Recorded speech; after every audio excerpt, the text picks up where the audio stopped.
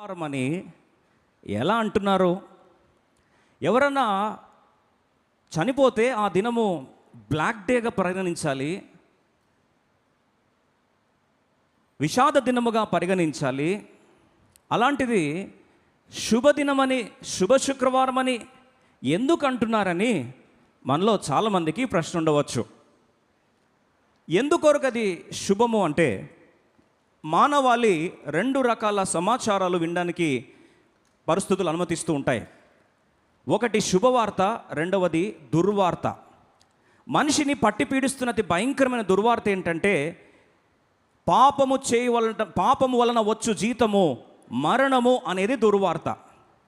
ఏ రోజైతే ఆది మానవుని దేవుడు తయారు చేశాడో, తినవద్దు అని చెప్పిన పండును ఆజ్ఞ అతిక్రమము పాపముగా, ఎప్పుడైతే ఆ పాపం ప్రవేశిస్తుందో పాపం వల్ల జీతము మరణము అనేది దుర్వార్త. ఏ రోజైతే మానవుడు పాపము చేశాడో ఆ పాపం వల్ల వచ్చిన పర్యవసానం ఏంటంటే మరణం.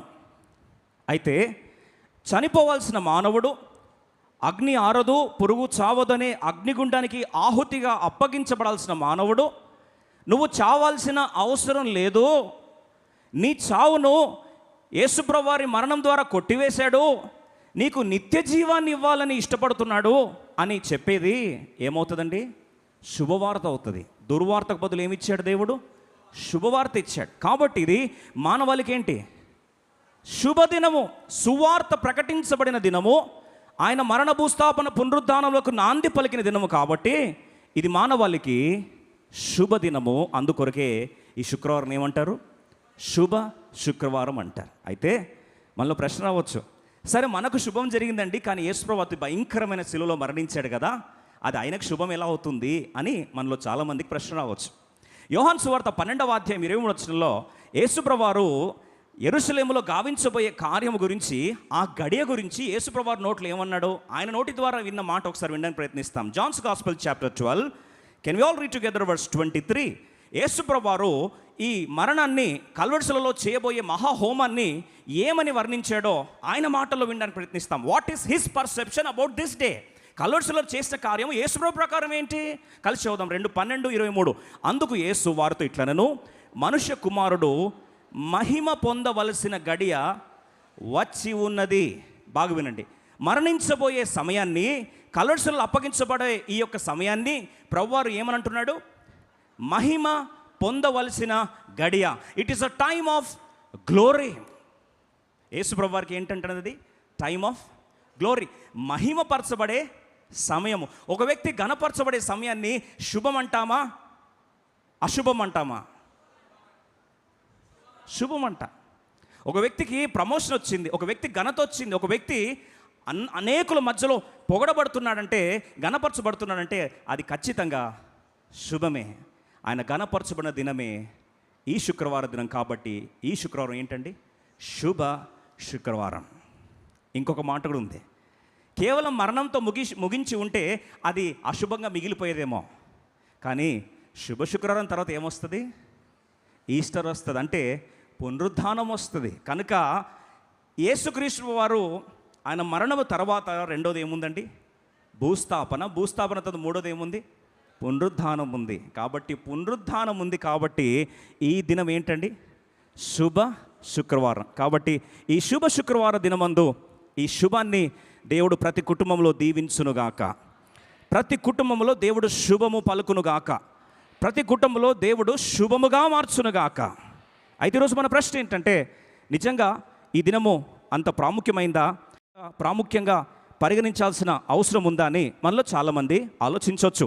చాలాసార్లు క్రైస్తవులుగా క్రిస్మస్ మనకు చాలా సంబరాలు అంబరాన్ అంటే రీతిలో మనం ఆచరించుకుంటాం. కానీ బైబిల్ ప్రకారం చూస్తే క్రిస్మస్ కంటే ఎక్కువగా ప్రాధాన్యత సంచరించుకుంది ఏ దినం అండి? గుడ్ ఫ్రైడే దినం.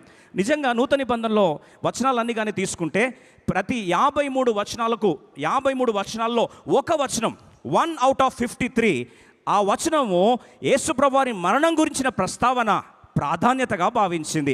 అంటే యేసుప్రభు వారి జన్మ గురించి చాలా తక్కువ వచనాలు ఉన్నాయి. అయితే యేసుప్రభు వారి మరణ భూస్థాపన పునరుద్ధానం గురించి అశేష వచనాలు సువార్త పత్రికలో మనం చూస్తూ ఉండవచ్చు. ఒక మాట ఆలోచిస్తే, ప్రపంచము ఎంతో కాలముగా ఎదురు చూసిన దినం శుభ శుక్రవార దినం.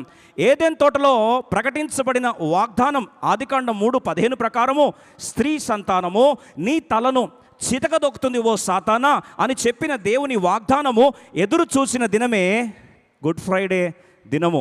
ఒక మాటలో మనం చూసినట్లయితే ప్రవక్తలందరూ కూడా ముక్త కంఠముతో ఎదురు చూసిన దినమే శుభ శుక్రవారపు దినం. బహుశా మీరు ఆలోచించవచ్చు, ఎవరన్నా విఐపీస్ కలుసుకుంటే, ముఖ్యంగా దేశ ప్రముఖులు కానీ, ప్రెసిడెంట్లు కానీ, ప్రైమ్ మినిస్టర్లు కానీ కలుసుకుంటే పిచ్చాపాటి మాటలు మాట్లాడరు. చాలా విలువైన మాటలు, అతి ప్రాముఖ్యమైన ప్రాధాన్యతను కలిగిన మాటలే మాట్లాడతారు. అదే రీతిగా ఏలియా అలాగే మోషేలు వీరిద్దరికీ ఒక గోల్డెన్ ఆపర్చునిటీ వచ్చిందంట ఒకరోజు. ఏంటంటే యేసుప్రభు వారిని ముఖాముఖిగా కలుసుకునే అవకాశం వచ్చింది. యేసుప్రభు వారితో అపాయింట్మెంట్ ఇస్తే మీరు ఏమడుగుతారు యేసుప్రభుని? అట్లాంటి ఆఫర్స్ మాకు లేవంటారు. ఏలియా మోషేలకు అలాంటి అవకాశం ఇచ్చారు. యేసుప్రభుతో ముఖాముఖిగా కలుసుకునే అవకాశం ఇచ్చి, టైం చాలా షార్ట్ ఉంది, మీరు ఏం ఇంటర్వ్యూ చేయాలనుకుంటున్నారు అని అడిగితే, మనమైతే లిస్ట్ పెద్దగా రెడీ చేసి పెట్టుకుంటాం, ఇవన్నీ నాకు అవసరం ఉన్నాయి ప్రభు అని ఎప్పుడు అడగదిండమే. కానీ ఏలియా మోషేలు అడిగిన మాట లూకా సువార్త 9వ అధ్యాయం 30-31, Luke's gospel chapter 9 verse 30 and 31. వారు ఏమని సంభాషిస్తున్నారు? యేసుప్రభుతో వారు చర్చిస్తున్నప్పుడు what is the most important pivotal discussion of there's? ఆ ప్రవక్తల సంభాషణ దేని మీద ఆధారపడి ఉందో కలిసి చదవడానికి ప్రయత్నిస్తాం. మరియు ఇద్దరు పురుషులు ఆయనతో మాట్లాడుచుండిరి, వారు మోషే ఏలియా అనువారు. 31 కలిసి చదువుదామా? 31. వారు మహిమతో అగపడి ఆయన యెరూషలేములో నెరవేర్చబోవు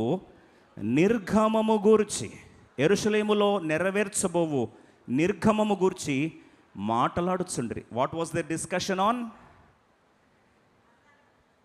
యెరూషలేములో యేసుప్రభు వారు గావించబోయే నిర్గమము, ఎక్సడస్ అంటే గణపరచబడే మరణ కార్యము గురించి, మరణ భూస్థాపన పునరుద్ధానముల గురించి వారి చర్చాగోష్ఠి కార్యక్రమం జరుగుతూ ఉంది.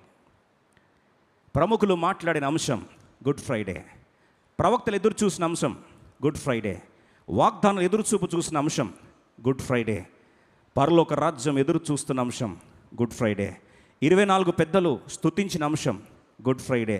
ఆయన అర్హుడు. ఎందుకు అర్హుడు? ఆయన స్తోత్రార్హుడు. గ్రంథములు విప్పుటకు ఆయన ఎవరట? అర్హుడని చెప్పి గొర్రెపిల్ల, వధించబడిన గొర్రెపిల్ల గురించి స్తుతిస్తున్న వారే పరలోక రాజ్యపు 24 పెద్దలు. వారు ఎదురు చూసిన అంశము కూడా ఈ గుడ్ ఫ్రైడే అంశం గురించే. కల్వరిశిలలో పరలోక రాజ్యంలో విజయోత్సవం పొందిన వారు, సాతాను కార్యములను చితకదొక్కిన వారు, ఆ సాతాను యొక్క కార్యములను గెలిచిన ఆ గెలుపు గుర్రాలు, మన భాషలో చెప్పాలంటే అత్యధిక విజయం పొంది పరలోక రాజ్యంలో ప్రవేశించిన కాంకరర్స్, వారు మాట్లాడుతున్న అంశం ఏం తెలుసా అండి? వారట తామిచ్చిన సాక్ష్యం బట్టి, గొర్రె పిల్ల రక్తము బట్టి సాతాను ఏం చేశారు? గెలిచారట. అంటే వారి సంభాషణ కూడా, వారి స్తుతి మూలము కూడా దేని మీద అండి? గుడ్ ఫ్రైడే మీద ఆధారపడి ఉన్నది. ఒక మాటలో చెప్పాలంటే పరలోకం ఎదురు చూసింది ఈ గుడ్ ఫ్రైడే దినము కొరకు, ఏదైనా తోట ఎదురు చూసింది ఈ గుడ్ ఫ్రైడే దినము కొరకు, ప్రవక్తలు ఎదురు చూసింది ఈ గుడ్ ఫ్రైడే దినమందు జరిగించిన కార్యము కొరకు, వాస్తవంగా 24 పెద్దల్లో ఎదురు చూసింది ఈ గుడ్ ఫ్రైడే దినము కొరకు. అలాగే గెలిచిన ఆ యొక్క విజయోత్సవపు యాత్రను చేర్చున్న ఆ యొక్క పరలోక రాజ్యంలోని ఆ యొక్క కాంకరర్స్ మాట్లాడుతున్న మాట దేని గురించి అండి? యేసు ప్రభువారి యొక్క రక్తము గురించి. అందుకొరకే యేసుక్రీస్తు ప్రభువారి యొక్క మరణ భూస్థాపన పునరుద్ధానములే క్రైస్తవుని యొక్క మార్పుకు పునాది అనే సత్యాన్ని మనము మర్చిపోవద్దు. ఎందుకంటే అందరి జీవితాల్లో వారి మత నాయకుని యొక్క మరణముతో కథ ముగుస్తుంది. కానీ క్రైస్తవం యొక్క కథ ఆరంభించబడిందే మరణంతో. తెలుసా అండి? అన్ని మతాల వ్యవస్థాపకులు వారి యొక్క మరణంతో వారి యాత్ర ఏమైందండి? ముగిసింది. కానీ యేసుప్రభు యాత్ర, క్రైస్తవం యొక్క యాత్ర మరణము మీద ఆధారపడి మరణముతో ఏమైందండి? ఆరంభించబడింది. ప్రభుకు స్తోత్రం కలుగును గాక. ఈరోజు అద్భుతమైన సత్యం ఏంటంటే, ఈరోజు ఇంత అమూల్యమైన గురుతరమైన ఈ యొక్క శుభ శుక్రవారపు వర్తమానాన్ని నిజంగా ఇంత ధన్యులం. ఇంతమంది ఎదురు చూసిన ఈ యొక్క గుడ్ ఫ్రైడే గురించి ఈరోజు లోతైన సత్యాలు మనం పరిశుద్ధాత్మ దేవుని అనుసంధానంలో ప్రభావంలో ఈరోజు పరిగెరుకోవడానికి దేవుడు మనందరి కృపనిస్తున్నాడు.